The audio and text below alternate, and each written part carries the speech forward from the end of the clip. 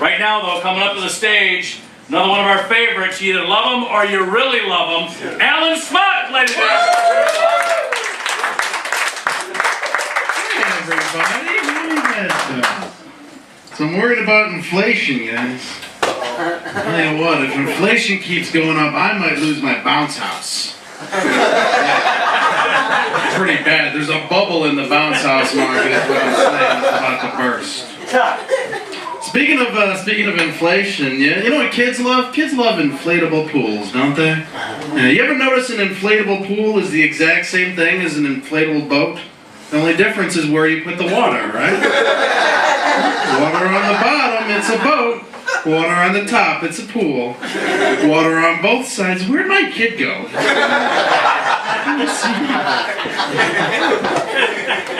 That's the only joke about a drowning child.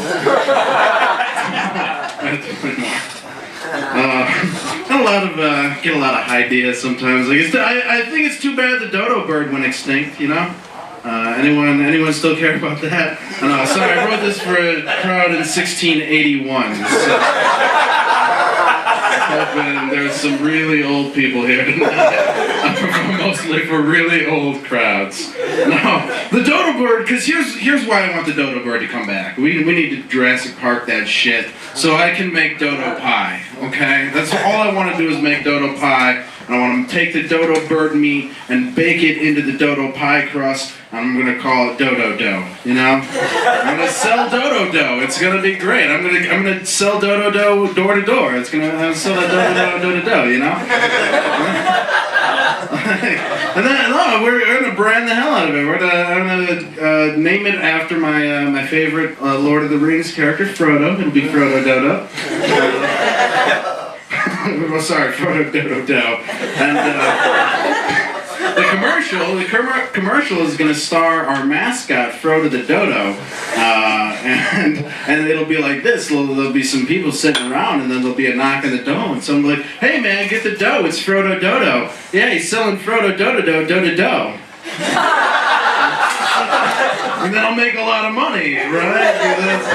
I just want to get super rich, because you know some people will be like, yeah, he's making that dough, but he's not making that Bill Gates dough, you know. But I want them to be like, yeah, he's making that dough, but he's not making that Frodo Dodo dough.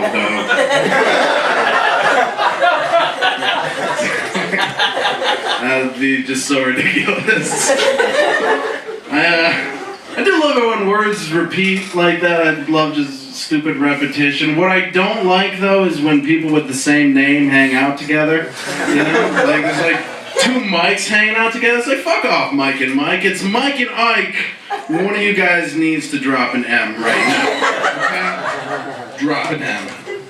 Like, I knew there's three Rachels I knew they hung out together. It'd be so confusing to tell them apart. You had to, like, make up names for them, you know, like different names. So here's how we told them apart. One of them was biracial, so she was biracial Rachel. The other one was biracial and bisexual, so she was biracial Rachel. And then the third one was just Rachel. She was just Rachel. But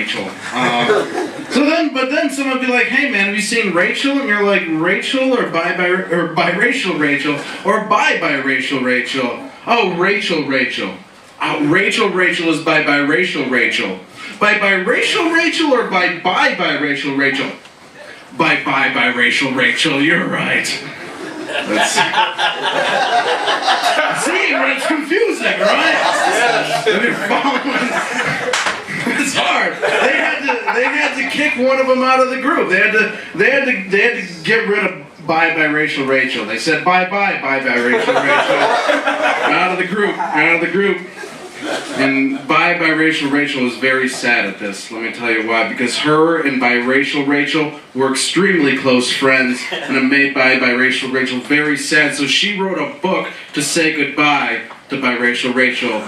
It was called Bye Bye Biracial Rachel. Bye Bye Biracial Rachel. All right, I'm Alan Smock. You guys are great.